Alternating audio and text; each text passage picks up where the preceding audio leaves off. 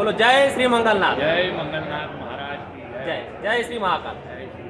नमस्कार दोस्तों, मेरा नाम है गोपाल और आप देख रहे हो द सेकंड ओपिनियन। आज हम महाकाल की नगरी उज्जैन में आए हैं और मंगलनाथ मंदिर जो पूरे विश्व में सिर्फ एक ही मंदिर है वहाँ पे आए हैं और हमारे साथ एक पूज्य गुरुजी बैठे हैं। तो मंगल ग्रह की पूजा कैसे की जाती है, इस मंदिर का महत्व क्या है, इसका इतिहास क्या है, इसके बारे में हम जानने की कोशिश करेंगे। गुरुजी बताएंगे कि पूजा से क्या लाभ होते हैं, किस तरह के दोष होते हैं, किस तरह की समस्या से आपको छुटकारा मिलता है और आपने क्यों करवानी चाहिए, और उज्जैन में आने का महत्व क्या है। उज्जैन में आए तो कौन से मंदिर को विजिट करें, कौन से मंदिर में प्रार्थना करें ताकि भगवान आपकी समस्याओं का निवारण करें।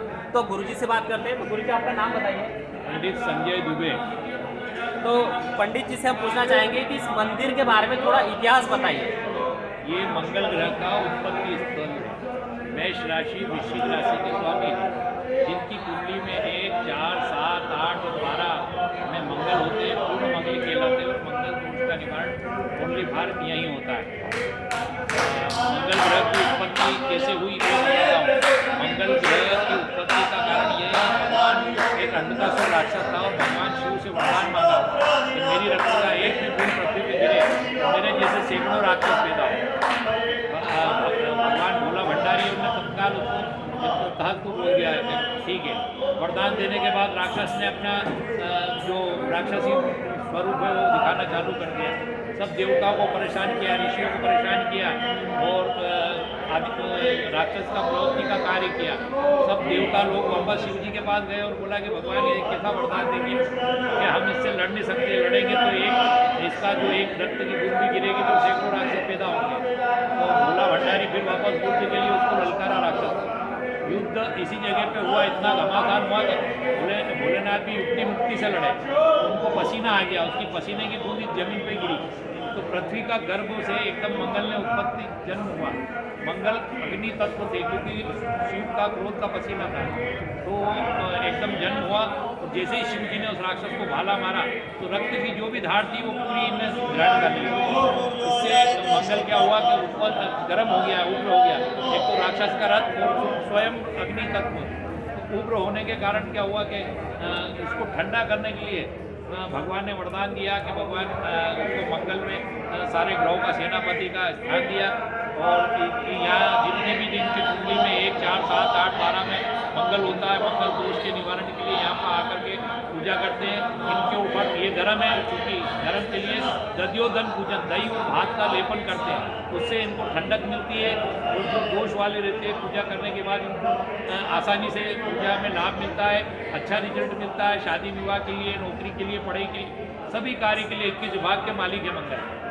तो पंडित जी ने काफ़ी महत्वपूर्ण माहिती, इन्फॉर्मेशन और आचार्य पंडित जी की पढ़ाई, उनका ज्ञान ये भी बढ़ा है। तो उनसे हमने जाना कि इसका हिस्ट्री क्या है, इसका इतिहास क्या है, कैसे भगवान शिव शंकर तो उन्हें भोलेनाथ कहा ही जाता है, वो तो प्रसिद्ध होने के बाद वरदान देते ही है, उसके बाद खुद निवारण कैसे करते और उस मंदिर की उत्पत्ति कैसे हुई ये पंडित जी ने बताया। मंगल ग्रह के कारण क्या क्या समस्या आती है, उसका निवारण कैसे होता है बताया। तो पंडित जी हमें बताइए कि ऐसा कहा जाता है जब लड़के लड़की की शादी की देखते हैं तो किसी को मंगल दोष होता है, तो उसका निवारण कैसे होता है और यहाँ पे होता है? उसका निवारण केवल यहीं होता है। मंगल ग्रह का उत्पत्ति स्थल यही है कि यहाँ आकर के सब लोग हाथ पूजा कराते हैं, विधि विधान से पूजा होती है। गवर्नमेंट के द्वारा सब यहाँ पे फिक्स है।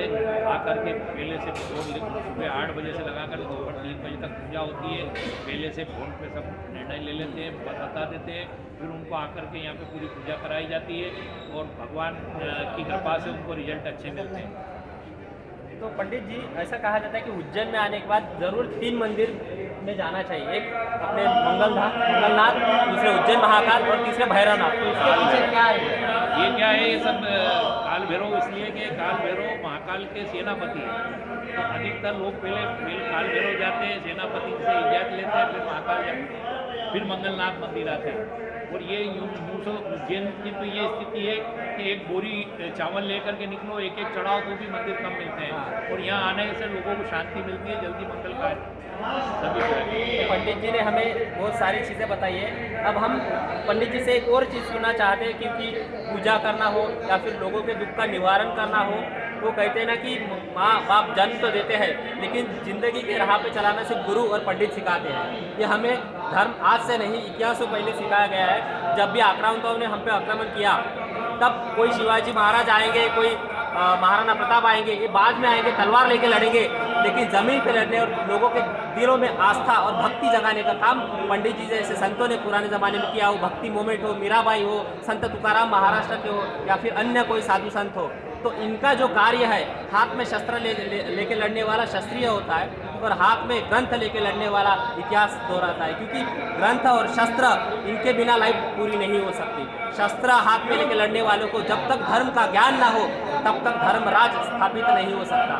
इसलिए पंडित जी ने हमें जो इन्फॉर्मेशन बताई, जो माहिती बताई, उसके लिए हम उनके ऋणी हैं। और हमें चाहते हैं पंडित जी कि यहाँ पे आने के बाद पंडित अगर किसी को पूजा करवानी हो, कोई महाराष्ट्र से आता है, कोई अदर स्टेट से आता है, तो फिर फ़ोन करके आना पड़ता है कि यहाँ पे आने के बाद पंडित जी मिल जाते हैं। फ़ोन भी करते हैं और यहाँ प्रशासन का वो भी है वेबसाइट, तो उसमें देख करके भी बोर्ड लगाते हैं। डायरेक्ट भी आकर के पंडितों से बातचीत हो जाती है कि क्या करना है, क्या नहीं करना है। कुंडली भी देख ली जाती है उनकी, व्हाट्सएप पे भेज देते हैं पहले से, फिर उसको भी देख करके उनको बताते हैं क्या क्या करना चाहिए, क्या कैसा होगा, इसका पूरा विधान बताते हैं। और एक चीज़, पंडित जी धर्म की बात करते हैं, तो धर्म की बात और प्रशासन साथ चलना चाहिए। तो यहाँ पे क्या क्या समस्याएं आती है, या फिर कुछ डेवलपमेंट वर्क होना है या फिर होना चाहिए, आपको क्या लगता है? देखो, बहुत कुछ हो चुका है और बहुत कुछ हो रहा है, चल रहा है। अभी सब चल रहा है, मतलब ये समझो कि 2028 तक और बहुत काम हो जाएंगे। सियासत का मेला लगता है और इसी ग्राउंड में लगता है, तो यहाँ पर बहुत बढ़िया काम हो जाएगा और अच्छे कार्य कर रहे हैं सब। तो पंडित जी ने हमें वक्त दिया, इसके लिए हम उनके ऋणी हैं। और इन्फॉर्मेशन के लिए मोबाइल नंबर में पंडित जी का लिंक में डाल दूंगा। वैसे पंडित जी, आप अगर बोलना चाहो तो प्लीज़, अगर यहाँ पे आना है, पूजा करनी है, आपकी कुंडली में कोई दोष है या फिर कोई भी समस्या का निवारण आप चाहते हैं, तो पंडित जी आपके लिए अवेलेबल है। वो कहते हैं ना कि बहुत सारी समस्या है, 90%, मतलब ऐसा कहा जाता है कि जैसे लोगों में अब गलत फहमी हो गई है कि पैसा सब कुछ कर सकता है। नहीं, आप ज़िंदगी के 90% प्रॉब्लम सॉल्व पैसों से कर सकते हो, लेकिन 10% जो प्रॉब्लम है वो मालिक के हाथ में होते हैं। उसके तरफ आपकी बात पहुंचाना, समस्या का निवारण करने के लिए पंडित जी आपको मदद करेंगे। तो पंडित जी, आपका नंबर बताइए। मेरा नाम है पंडित संजय दुबे। मेरा मोबाइल नंबर है 9826182248। तो पंडित जी ने नंबर बताया, मैं लिंक कमेंट बॉक्स में भी डाल दूंगा लिंक। और आपका ओपिनियन क्या है, आपको इन्फॉर्मेशन कैसे लगी, प्लीज़ कमेंट बॉक्स में बताएं। और प्लीज़ मेरे चैनल को लाइक, शेयर और सब्सक्राइब करिएगा। धन्यवाद। जय महाम। जय महामहिम, जय माता।